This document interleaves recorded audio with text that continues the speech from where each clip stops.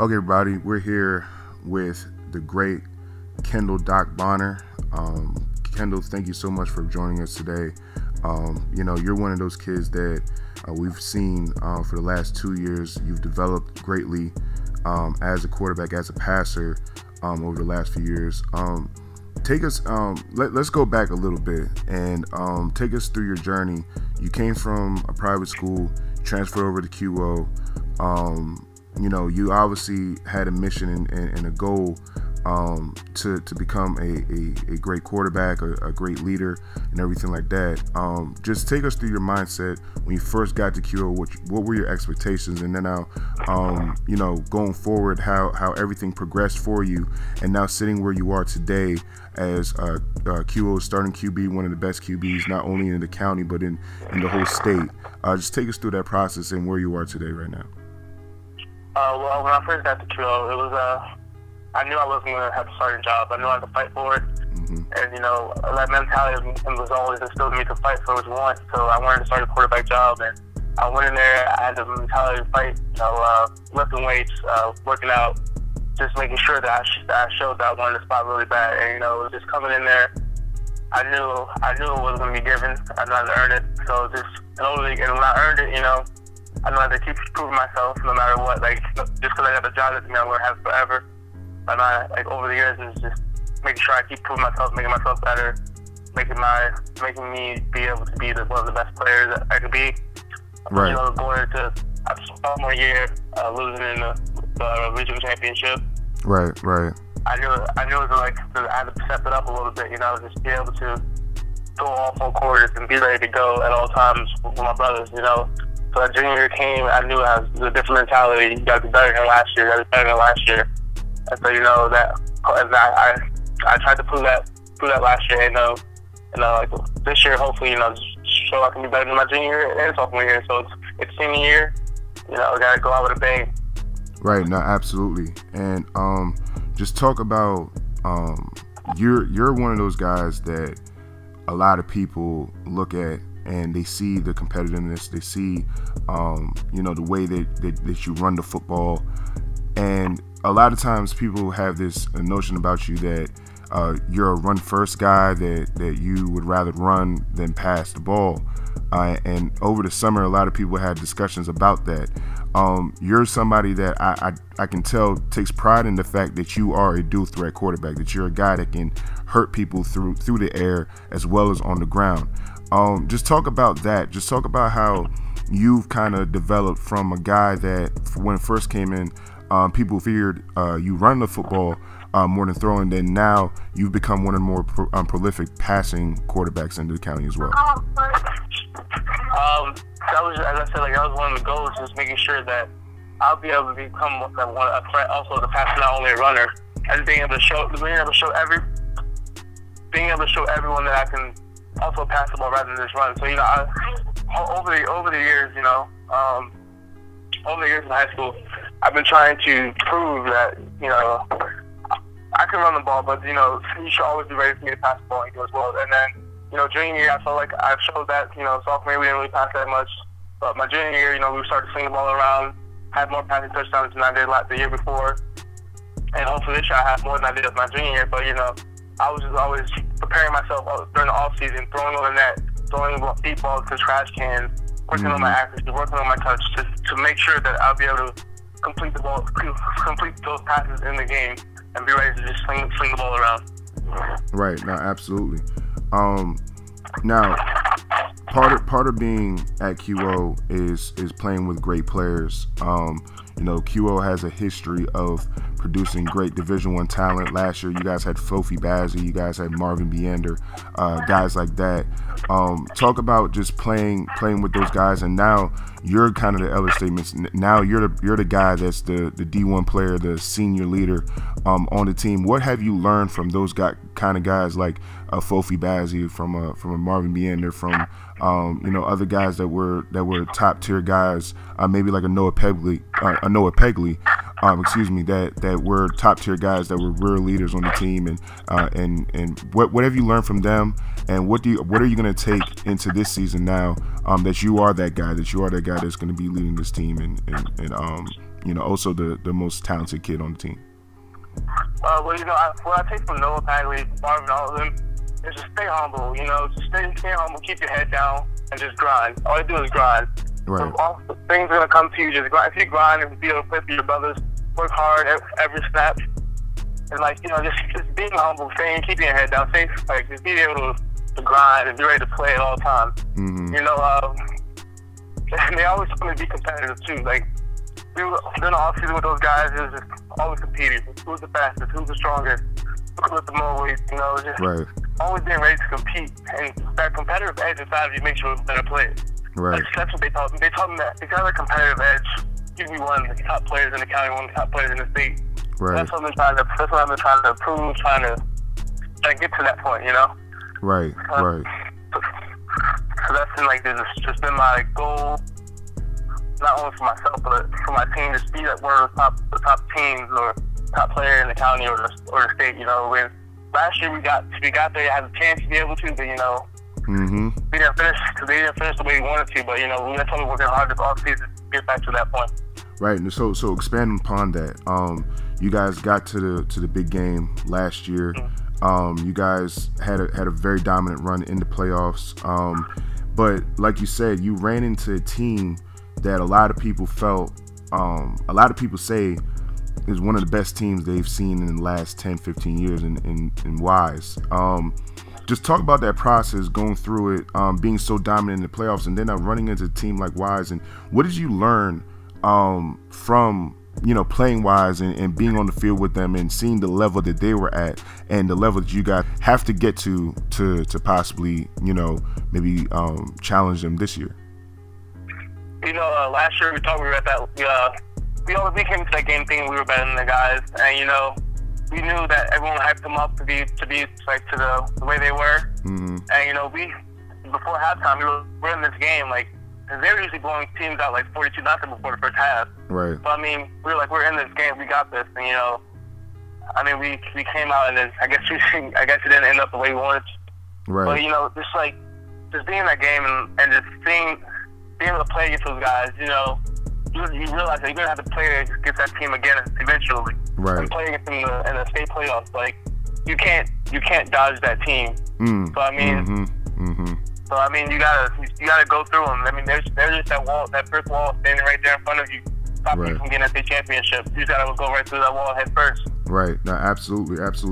And talk about you personally from that game. You're a kid that, you know, clearly your toughness is something that everybody talks about. In fact, I talked to Grant Saylor and you know, last week, and he actually mentioned the way that you run and your competitiveness and everything like that, and the respect he has for you because of the way that you compete.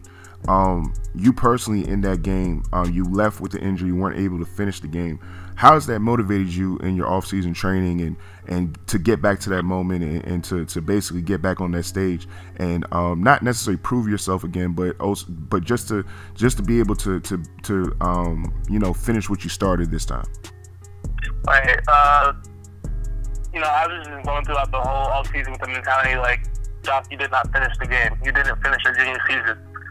So that mentality just had me like, I got to go back, finish what I started, and finish it the right way this time. Right. So, you know, just pushing myself mentally inside my head, and having my lifting partner, Aaron Derwin, just there lifting me, pushing me, motivating me to be better, you know, competing against lifting weights. So, I mean, just knowing that I didn't finish that chapter of my junior year, and I have to continue that this year and my senior year and just finish it the right way so I can solve the whole fairy tale of my high school career will end up in the state championship ring. Right. No, absolutely. And you know, QO has always been kind of like a ground and pound team for as long as I've known them. There are a few times, you know, in the past that they kind of opened it up a little bit, but they've always been a ground and pound team, I formation, go straight at you. And I don't expect that to necessarily change this year, but you know, with your abilities and everything that you can do on the field, are you seeing a little bit of a change now where you know, QO is going to be more of like a open you know, open style of play when it comes onto the offense side of the ball? Are you guys going to open it up a little bit to showcase your talents a little bit more? You know, we're still going to be that team that's going to run at you till you can't take it no more. We're gonna put you 6 feet deep with that power ISO. Right, know? right. If you can't stop it, we're gonna do it. Right, so, right. I mean, obviously, you know, over the years, my sophomore year, it was more under the center team. Just a lot of ISO power, as you said, counter. Mm-hmm. But you know, over the years, I think over the past few years and now, I feel like we're gonna be more of a diverse team with the run pass game. Mm-hmm. But I mean, like, you know, we're still gonna be that team that you better watch out for the run first before you think about anything about passing. Right. You put 8 guys in the box before you think about putting seven. So I mean, we're still gonna make teams think like, what do we have to do to stop this run game? What do we have to do to stop this QO offense that's so dominant in the run game? Right. So, I mean, we're still gonna be that threat, but you know, we're gonna be that other threat like in the pass game as well. So I mean, it's something to worry about for other teams, but you know, we just know we gotta come with each game ready to do our jobs, ready to win, and is ready to play our third zone. Right. No, absolutely, absolutely. And just talk about you know, obviously, since you guys are going to be doing what you guys been doing since I've known QO, which is pounding the ball. Obviously, you guys lost a great running back in Marvin Biender last year.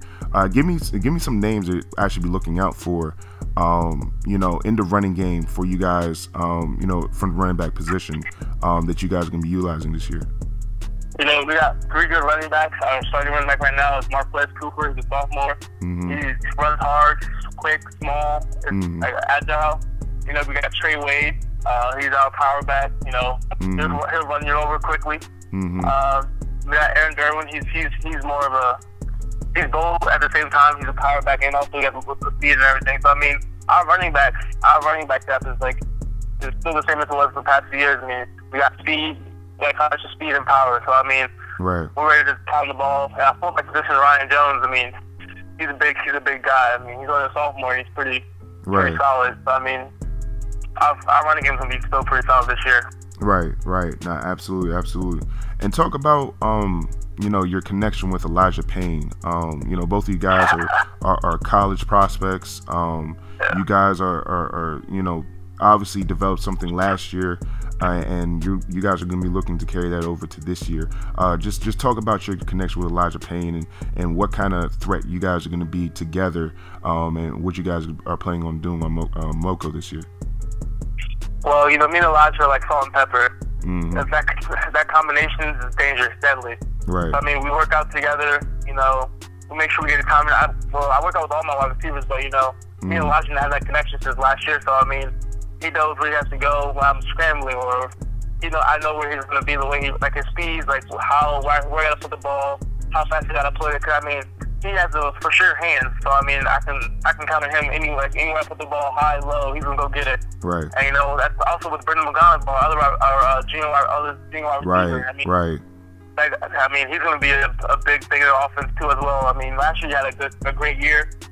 And he's only a sophomore. I mean, and this year he's gonna be pretty deadly too on the outside. Right. So just having those 2 guys as our starting wide receivers, our X and Z, I mean, there's nothing better. I mean, this year is probably one of my best receiving corps we've ever had since I've been here. Right. So, I mean, that's scary. So it's an honor. I mean, we got some real nice speed on the spot, and I mean, it's gonna be a scary passing season for a lot of defenses. I mean, just having the guys that we have down, being able to swing the ball with his hand right now, it's amazing. Right. No, absolutely. And just about every single I've interviewed a bunch of QO kids over the past few years. And every single time I get a QO kid on, I always want to emphasize the Cougar Dome and the Red Army and things like that. And I always ask them what it's like to play, you know, in front of that crowd. This is the first time I'm interviewing a Quince Orchard quarterback. So as a Quince Orchard quarterback, the leader on the field and the guy that's taking the snaps and everything like that, what is it like to play in front of the Red Army and in the Cougar Dome on a Friday night? There is no greater feeling. I mean, every Friday, just walking the halls, listening to everyone like, yo, we're going to be there. Let's go ball out tonight, ball out. I mean, and then seeing all the faces you see in the hallway, they're cheering you on with every snap, every play, screaming their voices out, losing their voices for you, paying $3 to come see you pay. I mean, $3 to $5 to see you pay. Right. Just having that is amazing. And I mean, you gotta make those $35 worth it and give them a show. So I mean, right. You just gotta come out, and just having that, and just being able to hear the crowd scream when you're running or you make a good pass and you get a first down. Right. That even pumps you more. You already got adrenaline running in you. That just puts more inside of you. You're like, let's go. We gotta score here. Right. You gotta score. You gotta put this ball down in the end zone. So, I mean, just being able to look over to your right or left and see a big crowd of people and like line up across the fences and be able to look over and see your family and the fans cheering you on every Friday night. I mean, there's no other feeling. It's amazing. Right. No, absolutely, man. I mean, that's why I love coming to Q. I'm a Sherwood guy. I went to Sherwood, and in fact, the first time I ever encountered the Red Army was when I played, and I remember looking, across at the home stands, and I remember the whole side of the field was red.